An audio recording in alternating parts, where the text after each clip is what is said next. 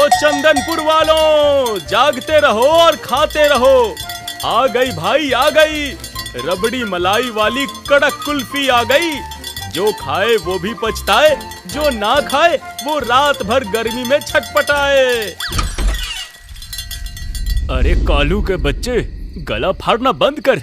वैसे ही गर्मी के मारे छाती फटी जा रही है, ऊपर से तू अपनी ये कबाड़ घंटी बजाकर कान के पर्दे फाड़ रहा है। कालू की कुल्फी पे शक?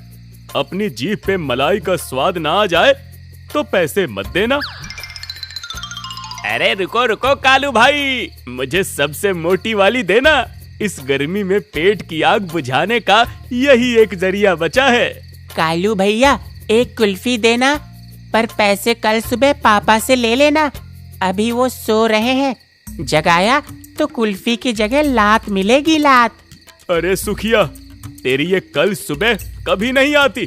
पिछले हफ्ते की 2 कुल्फी का पैसा बाकी है तेरा। आज पूरे पैसे दे तभी मिलेगी, वरना जाकर हैंड पंप का ठंडा पानी पी ले। अरे दे रे कालू, बच्चे को काहे तरसा रहा है। वैसे भी इस चंदनपुर गांव में कुल्फी के अलावा कुछ भी ठंडा नहीं मिलता। ना टीवी चलती है, ना पंखा, ना ठंडा पानी। अरे सब लोग चुप हो जाओ, जरा कान लगा के सुनो। मुझे कुछ अजीब सी सरसराहट सुनाई दे रही है। पीपल के पेड़ के पीछे कोई है। अरे घसीटी, तेरी जुबान पे कभी मीठी बात नहीं आती। रात के सन्नाटे में चुड़ैल भूत की बातें मत किया कर। मेरी धोती पहले ही ढीली हो रही है। काका, इतना डरते क्यों हो? अरे घसीटी भाई का तो काम ही है हर झाड़ी में भूत ढूंढना। घसीटी भाई वो भूत नहीं, बिमला चाची की बकरी होगी, बकरी जो गर्मी के मारे पगला गई है। भाई साहब, भूत हो या प्रेत, कालू की कुल्फी के सामने सब फेल है। क्या स्वाद है, मन कर रहा है एक और उड़ा दूं। वाह कालू भैया, आज तो सच में मजा आ गया। चलो भाई, हाँ भाई, चलो चलो, सब लोग अपने अपने कमरे में घुसो और भगवान का नाम लेकर सोने की कोशिश करो। हवा तो चल नहीं रही, बस हाथ का पंखा डुलाओ और सो जाओ। चलो भाई, गुड नाइट। सुबह मिलते हैं कुएं पर। ठीक है मालिकों, मैं भी चला अगले टोले की तरफ।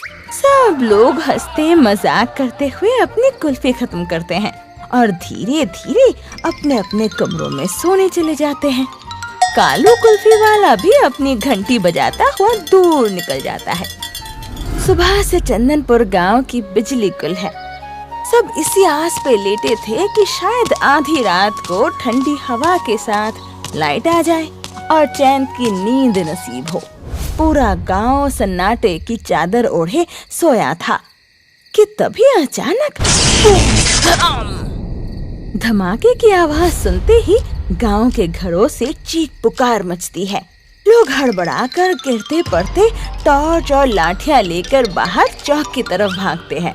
अरे बाप रे बाप, अरे मर गए रे बाबा, डाकू आ गए, अरे कोई बचाओ, अरे भागो सब लोग। अरे काका चुप रहो, डाकू ऐसे बम फोड़ के नहीं आते। अरे मुझे तो लगता है गांव के पीछे कोई उल्का पिंड आ गिरा है। अरे दुनिया खत्म होने वाली है काका। अरे राम राम, मेरा तो कान ही फट गया ये आवाज सुन के। धर्मेंद्र, ओ धर्मेंद्र, आके बढ़ के देख तो जरा, कहीं धरती तो नहीं फट गई ना।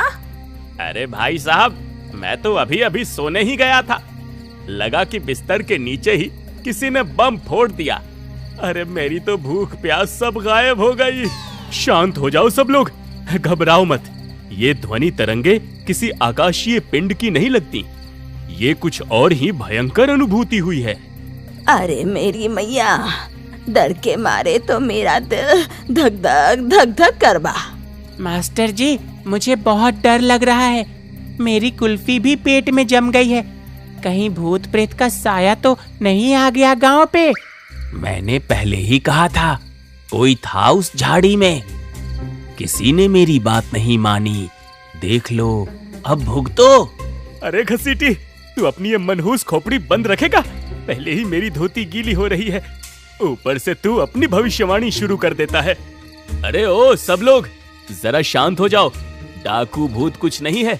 वो देखो, गांव के मुहाने पर जो अपना ये बड़ा वाला बिजली का ट्रांसफार्मर था ना, उसमें से दिवाली के रॉकेट जैसा धुआं निकल रहा है। अरे मैया हो, ये तो सचमुच अपना सरकारी ट्रांसफार्मर है। पूरा काला पड़ गया है, जैसे कढ़ाई में कोयला भुना हो। धत तेरे की, सुबह से लाइट नहीं थी। हम सब सोच रहे थे कि अब आएगी तब आएगी, और यहाँ तो इसका पूरा तंबू ही उखड़ गया। तो ये भयंकर ध्वनि उसी ट्रांसफार्मर के फटने की थी।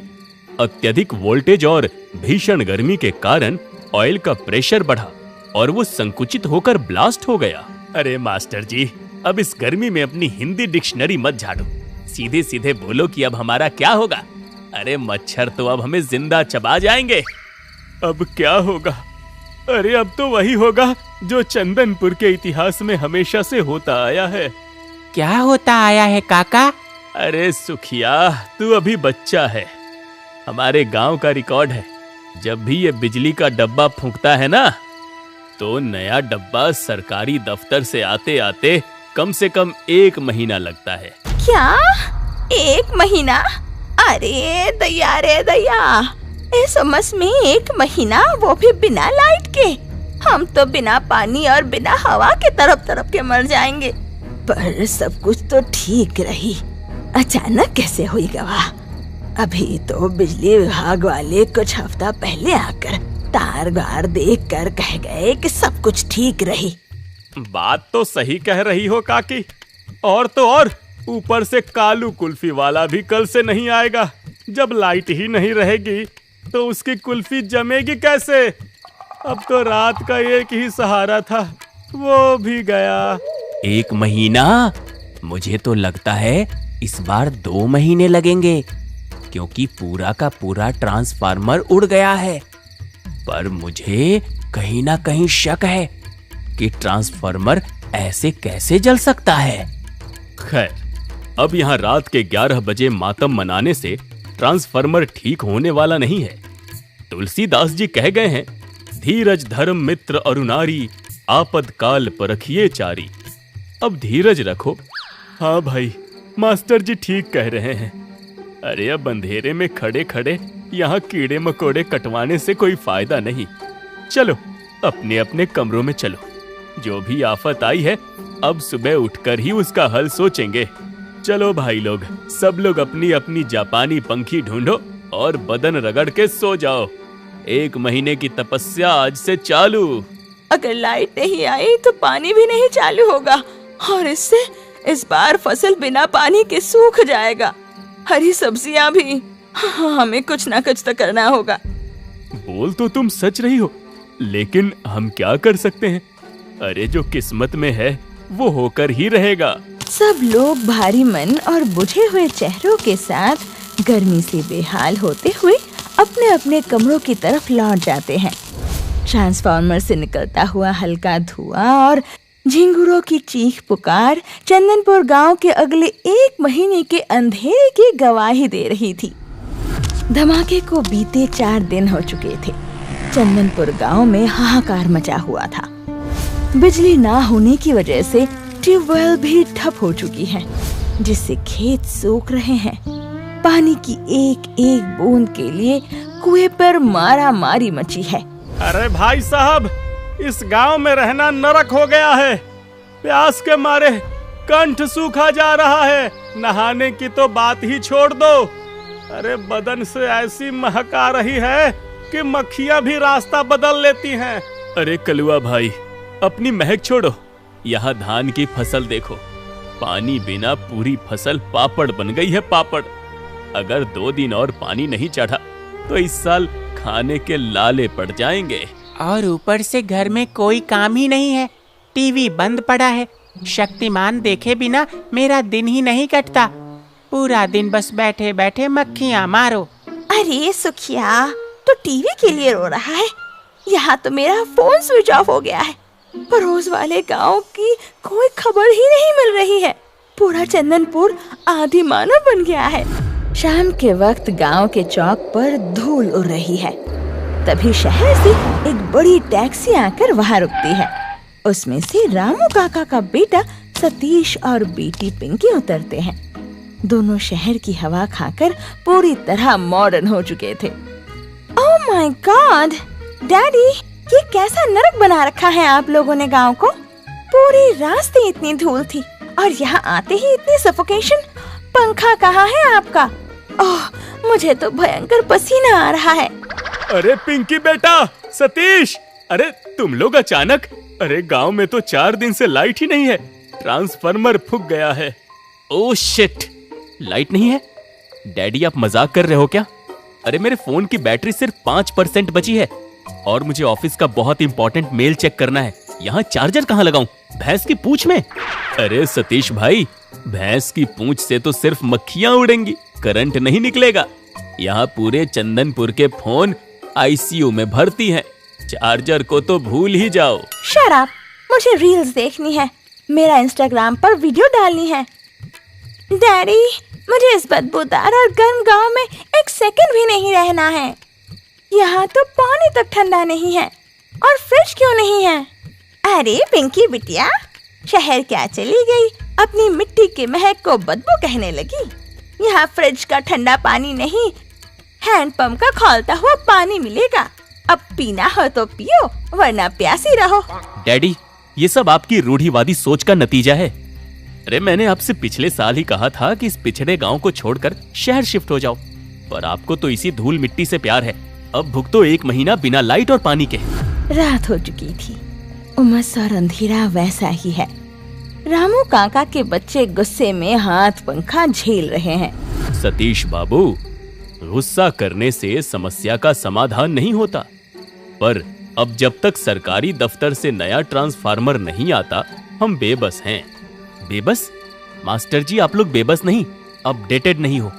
अरे 2026 चल रहा है, दुनिया कहां से कहां पहुंच गई और आप लोग अभी भी उस लोहे के सरकारी डिब्बे के भरोसे बैठे हो। अरे इसका एक ही परमानेंट इलाज है, सोलर पैनल, सूरज की रोशनी से सीधे बिजली। अरे हटो सतीश, तुम हमें शहर से आकर पट्टी मत पढ़ाओ। धूप से कहीं बिजली बनती है क्या? धूप तो बदन जलाती है, कपड़े सुखाती है।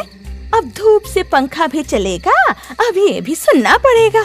सब फर्जी बातें हैं, लोगों को ठगने का नया तरीका लाए हो तुम। हाँ बेटा, बिमला सही कह रही है। हमने तो जिंदगी भर यही देखा कि खंभे पर तार दौड़ती है तभी लाइट आती है। अरे ये बिना तार और बिना खंभे वाली धूप की बिजली हमारे पल्ले नहीं पड़ रही। और क्या सतीश बाबू, तुम शहर वाले बस ऐसे ही फर्जी और बड़ी बड़ी बातें करना जानते हो। कल को कहोगे कि बादलों से रसगुल्ले बरसेंगे, तो क्या हम मान ले हैं? चाची, काका, आप लोग इसे फर्जी कह रहे हो ना? ठीक है, मैं हार नहीं मानूंगा। मैं आप सबको अपने पैसों से ये व्यवस्था करके दिखाऊंगा। अगर इसी धूप से चंदनपुर गांव में बिजली नहीं बनी तो मेरा नाम सतीश नहीं। अचानक पेड़ के पीछे से कुछ सरसराहट की आवाज आई। कुछ गांव वाले उठकर देखने लगे, लेकिन कोई नजर नहीं आया। ऐसा लग रहा था जैसे कोई इनकी बातें सुन रहा हो।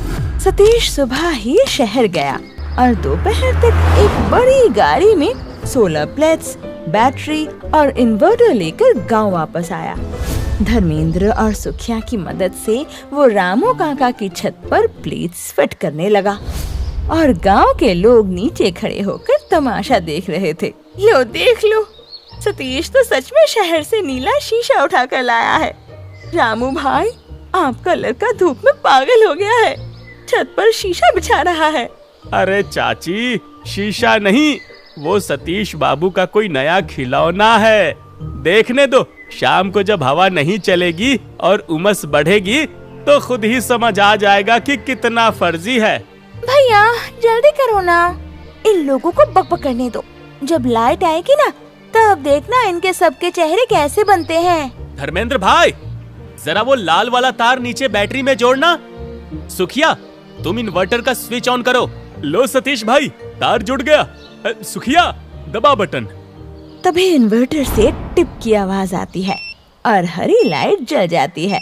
हाय दैया, ई का नई मुसीबत बा। मारे गर्मी के मारा सिर चकरावत रहा। अगर इन नीला शीशा से बत्ती आ गई तो सतीश हम पूरे गांव के मिठाई खवाए। शाम ढल चुकी है। पूरा गांव रामू काका के आंगन में जमा है कि देखे सतीश का फर्जी सोलर काम करता है या नहीं। सतीश ने आंगन में एक बड़ा टेबल फैन और एक बड़ा टीवी सेट लगा कर रखा है। सतीश मुस्कुराते हुए बोर्ड के पास खड़ा हो गया। हाँ तो बिमला चाची, कलुआ भाई, आप सब लोग यही है ना? अब देखिए धूप का जादू जिसे आप लोग फर्जी कह रहे थे। सतीश इन्वर्टर का मेन स्विच ऑन करता है।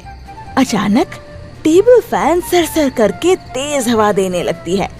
सामने रखा टीवी चालू हो जाता है और उस पर रंग बिरंगे प्रोग्राम चल रहे होते हैं। सतीश के बोर्ड में 4 पेट मोबाइल चार्जर लगे हैं और सब में चार्जिंग शो होने लगा। अरे दादा रे, टीवी चल गया, शक्तिमान आ गया और हवा देखो कितनी ठंडी है ये। ओहो सतीश भाई, क्या कड़क हवा है, कसम से बिजली विभाग के ट्रांसफार्मर से भी तेज लाइट आई है। अरे मेरा फोन भी चार्ज होने लगा। ये तो सचमुच का जादू है भाई। अरे बिना सरकारी खंभे के बिजली आ गई। अरे सतीश बाबू, मुझे माफ कर देना भैया, मैं तो ठहरी अनपढ़ गवार इस सौर ऊर्जा को फर्जी समझ बैठी थी। आपने तो कमाल कर दिया, हमारे चंदनपुर का अंधेरा जो दूर कर दिया। मुझे तुम पर गर्व है बेटा। तुमने सिर्फ बातें नहीं की बल्कि अपनी जिद से पूरे गांव का अंधेरा दूर कर दिया। काका, ये तो बस शुरुआत है। कल सुबह मैं खेतों के लिए सोलर पंप भी लगवा रहा हूँ, जिससे बिना बिजली के हमारे सूखे खेत फिर से हरे भरे हो जाएंगे। बहुत खूब सतीश, अब चंदनपुर सरकारी दफ्तर के 1 महीने का इंतजार नहीं करेगा। अब हमारा गांव आत्मनिर्भर बनेगा। सतीश, भगवान करे तुमको हमारी भी उम्र लग जाए। तुमका नहीं पता हम आज कितना खुश हैं। सतीश की अटूट जिद और सोलर पैनल की ताकत ने चंदनपुर गांव की तकदीर ही बदल दी थी। जहाँ कल तक अंधेरा और मायूसी थी, आज वहाँ उजाला, ठंडी हवा और गांव वालों की हंसी गूंज रही थी। रात के 2 बज रहे हैं। पूरे चंदनपुर गांव में सन्नाटा है। सतीश के घर के बाहर सोलर सिस्टम लगा हुआ है। तभी रात के अंधेरे में एक अनजान आदमी हाथ में लोहे का रॉड लिए दबे पांव सतीश के आंगन में घुसता है। वो जैसे ही सोलर पैनल की प्लेट पर वार करने के लिए रॉड उठाता है, वैसे ही चारों तरफ से टॉर्च की रोशनी सीधे उसके चेहरे पर पड़ती है। सतीश, धर्मेंद्र, कलुआ और रामू काका उसे चारों तरफ से घेर लेते हैं। रुक जा भाई, जहाँ खड़ा है वहीं जम जा। तू ये किस लिए लाया है? अरे नहीं बाबूजी, मैं तो बस रास्ता भटक गया था, मुझे जाने दो। रास्ता भटककर सीधे हमारे आंगन में सोलर पैनल के पास आ गए। सच सच बताओ, कौन हो तुम और रात के अंधेरे में इसे तोड़ने क्यों आए थे? सतीश बाबू, ये अपने चंदनपुर का आदमी नहीं है। अरे मैंने इसे पहले कभी यहाँ नहीं देखा। ये पड़ोस के रामपुर गांव का रहने वाला लग रहा है। हाँ ठीक कह रहे हो कलुआ। अरे ये तो रामपुर के बड़े जमींदार सुखदेव सिंह का खास आदमी मंगत है। गांव के लोग और मास्टर जी भी मौके पर पहुंच जाते हैं। मंगत को एक कुर्सी पर बिठाया जाता है। पुलिस को फोन कर दिया गया है। सब उसके सच उगलने का इंतजार कर रहे हैं। मंगत, तुम पड़ोस के गांव से यहाँ हमारे चंदनपुर में आधी रात को तोड़ फोड़ करने क्यों आए हो? सच बताओ, वरना पुलिस अपने तरीके से पूछेगी। बाबूजी, पुलिस को मत बुलाओ, मैं सब सच उगल देता हूँ। मुझे जमींदार सुखदेव सिंह ने भेजा था। सुखदेव सिंह ने? लेकिन क्यों? हमारी उनसे क्या दुश्मनी है? बाबूजी, दुश्मनी चंदनपुर के खेतों और फसलों से है। सुखदेव सिंह चाहते थे कि इस बार चंदनपुर के किसानों की धान की फसल पूरी तरह बर्बाद हो जाए, ताकि आप लोग दाने दाने को तरसें, तो वो आपकी जमीनें औने पौने दाम में हड़प सके। अरे मैया हो, इसका मतलब जो 4 दिन पहले हमारा सरकारी ट्रांसफार्मर फूका था, वो भी? हाँ चाची, वो ट्रांसफार्मर खुद नहीं जला था। मालिक ने कहा था कि अरे मंगत, सीधे रास्ते से तो ये चंदनपुर के भूखे किसान अपनी जमीनें हमें कभी नहीं बेचेंगे। इन कीड़ों को औकात याद दिलानी है तो इनकी रीढ़ की हड्डी पर लात मारनी होगी। और किसानों की रीढ़ की हड्डी क्या है? उनकी फसल। लेकिन हुजूर, इस कड़कती गर्मी में अगर फसल सूख गई तो वो लोग भूखे मर जाएंगे। तो मरे, हमें उनकी जान से नहीं, उनकी जमीन से मतलब है। जब तक चंदनपुर में बिजली रहेगी, वो मोटरों से पानी खींचकर अपनी धान की फसल हरी रखेंगे। जा, आधी रात को जब पूरा गांव सो रहा हो तो उनके सरकारी ट्रांसफार्मर के परखच्चे उड़ा दे। जब चंदनपुर का एक एक पत्ता पानी के लिए तरसेगा, जब गर्मी से इनके बच्चों का दम घुटेगा, तब ये गिड़गिड़ाते हुए मेरी हवेली पर आएंगे और तब मैं इनकी लाखों की जमीन कौड़ियों के दाम में अपने नाम लिखवाऊंगा। बिजली जाएगी तभी तो सुखदेव सिंह की किस्मत चमकेगी। बाबूजी, जमींदार साहब ने मुझे धमकी दी थी, इसलिए मैंने वो पाप किया। मुझे माफ कर दो बाबूजी। नीच इंसान, अपनी जमीन हड़पने की भूख के लिए पूरे गांव को इस जानलेवा गर्मी और अंधेरे में झोंक दिया। लेकिन जब जमींदार साहब को पता चला कि सतीश ने शहर से आकर सोलर पैनल लगा दिया है और कल सुबह खेतों में सोलर पंप से पानी भी चढ़ने वाला है, तो वो बौखला गए। उन्होंने मुझसे कहा कि अगर चंदनपुर के खेत बच गए तो हमारा प्लान फेल हो जाएगा। इसलिए मैं आज रात इस सोलर को ही नष्ट करने आया था। सुबह की ताजी किरणें चंदनपुर गांव पर पड़ चुकी है। पुलिस की गाड़ी सायरन बजाती हुई गांव के मुख्य रास्ते से गुजरती है। सतीश और मास्टर जी के बयानों और पुख्ता सबूतों के आधार पर पुलिस मंगत को गिरफ्तार कर चुकी है और जमींदार सुखदेव सिंह के खिलाफ वारंट जारी करके उसे उसकी हवेली से घसीटते हुए ले जाती है। उधर खेतों का नजारा ही बदल चुका था। सतीश के सोलर पंप कड़कड़ाती धूप में धड़ाधड़ पानी फेंक रहा है और सूखे खेत पानी पाकर फिर से लहलहा उठता है और गांव की चौपाल पर सभी लोग राहत की सांस ले रहे हैं। सतीश बेटा, आज तुम्हारी वजह से न सिर्फ हमारे खेत बचे, बल्कि चंदनपुर के दुश्मनों का असली चेहरा भी सामने आ गया। हाँ बेटा सतीश, तुमने हमारी आंखें खोल दी। अरे कल तक हम जिस सोलर को फर्जी समझ रहे थे, आज उसी ने हमें दूसरों की साजिशों से बचाया है। अरे ओ रामू भाई, अब हमें उस सरकारी बिजली के भरोसे नहीं बैठना होगा। सतीश बाबू, जरा वो शहर वाले ठेकेदार का नंबर लगाओ तो। मैं तो अब अपने घर के गहने बेचकर भी अपनी ही छत पर सोलर प्लेट लगवाऊंगी।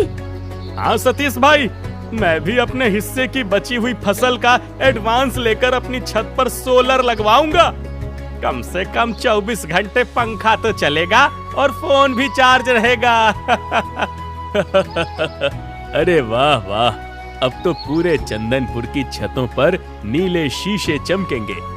बिजली विभाग वाले जब 1 महीने बाद नया ट्रांसफार्मर लेकर आएंगे तो कहेंगे, भाई चंदनपुर वालों को अब हमारी जरूरत ही नहीं बची।